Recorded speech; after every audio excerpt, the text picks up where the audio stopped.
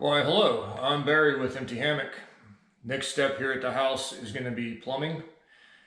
Plumbing for me it's fairly fast and easy. Hopefully I'll be able to get it all done just in a couple of days, supply and drain.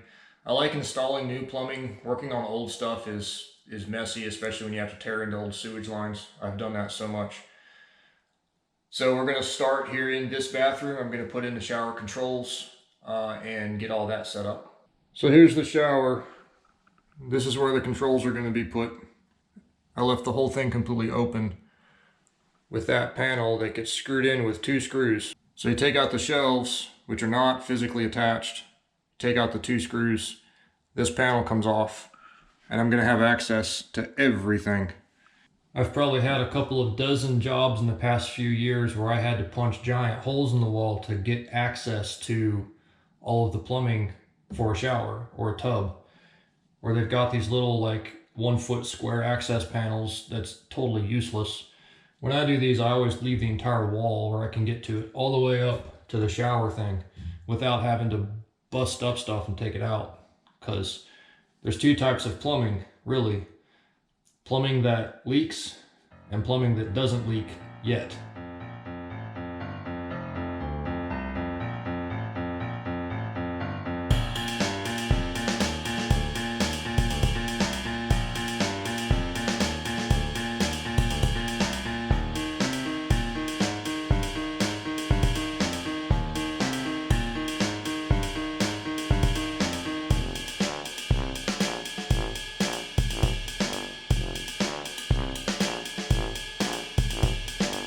So there's 4 basic rules for plumbing that you need to follow, especially if you're working on replacing existing stuff. Hot's on the left, cold's on the right, everything else flows downhill, and never chew your fingernails.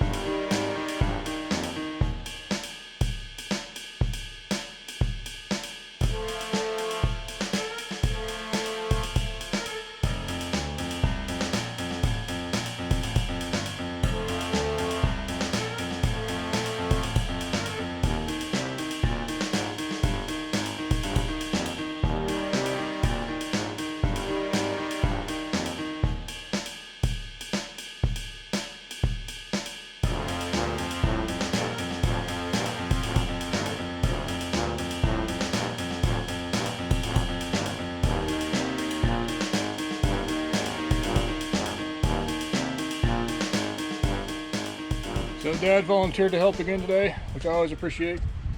One thing I did not put in before I put the siding on was the vent for the dryer. So it's easy enough to put on afterwards. You just have to do some measurements. Yeah. Tucked up underneath the edge, keep it more waterproof. So while I'm doing plumbing, he's going to be out here doing that.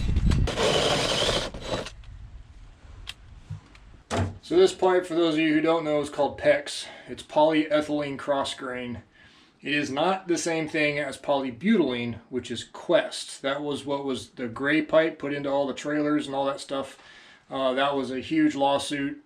That stuff was terrible. This stuff is amazing. I use it every single chance I get. It can freeze solid. It will not burst. And polyethylene is the same stuff that's you make milk jugs out of. So it's perfectly safe. Nothing leaches into the water. The coefficient of friction in it is really low, so water zips through real quick. Anyway, I don't want to get too nerdy on you. What I'm doing here is called a manifold system. A couple different reasons why I like this. I don't like using elbows or T's anywhere that isn't necessary. So what this does is you have the main 3/4 line come in, and then it branches off to all the different things. Okay, so I have shower, master shower cold. Then I have master toilet. Then I have master sink. Silk hawk outside is the next one. And it goes directly from here, directly to that outlet. And there's no joints. There's no connections inside the walls. Or in this case, it's just the subfloor. But there's no other connections anywhere that can leak. The only places that it can leak is right here, where you can see it. Easy. I really like using the manifold system. It eliminates, I don't want to say the possibility of leaking, because somebody could always shoot a screw or something into it, but in like a 2 or a 3-story house, I love doing the manifold system because each individual appliance has its own pipe. The second reason I like this is if you do a 3/4 inch trunk line, it's a lot of water. And then you branch off with the 1/2 inch lines, which isn't as much water. So like on the hot side, it takes a long time to get hot water to somewhere far away if it's a 3/4 trunk line, because you have to fill that whole pipe with water. With this is the hot side. The water heater is going to be right here. It doesn't take long for the water to get to here, and as soon as it gets to that 1/2 inch, because it's small, it goes real fast to the appliance.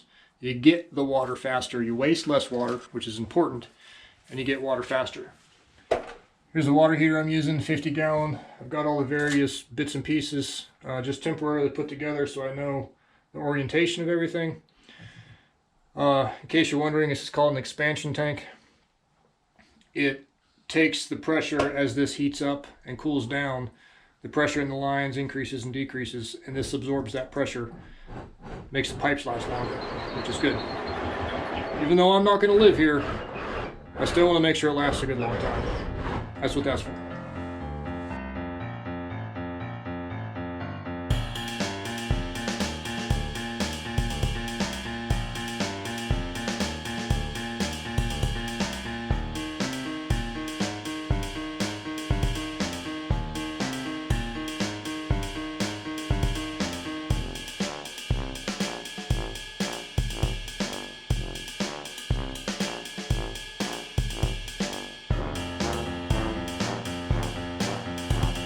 So here's the new main water shutoff and the dual check valve that's required by code.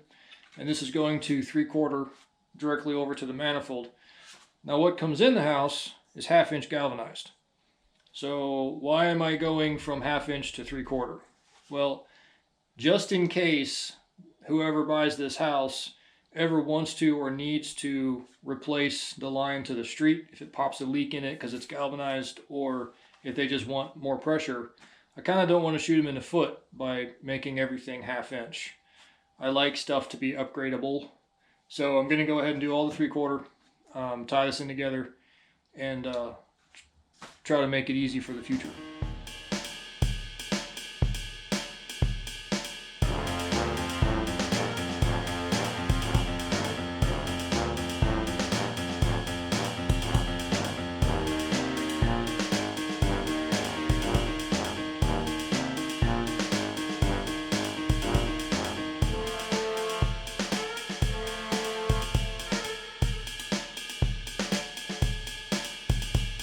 Well, I am slap out of parts I need for supply. I've got to go get some more pipe. I thought I had the red 1/2 inch. There isn't any actual difference between the red and the blue pipes, just the color. No functional difference, but I like to keep it separate so you can see what you're dealing with. So I'm going to start on drain. I've got everything all lined up as it's going to lie from one house to the end, one end of the house to the other. So I can hopefully just bang through the whole thing, get it done. But that will be in the next video. So if you want to see me get high on glue, come on back.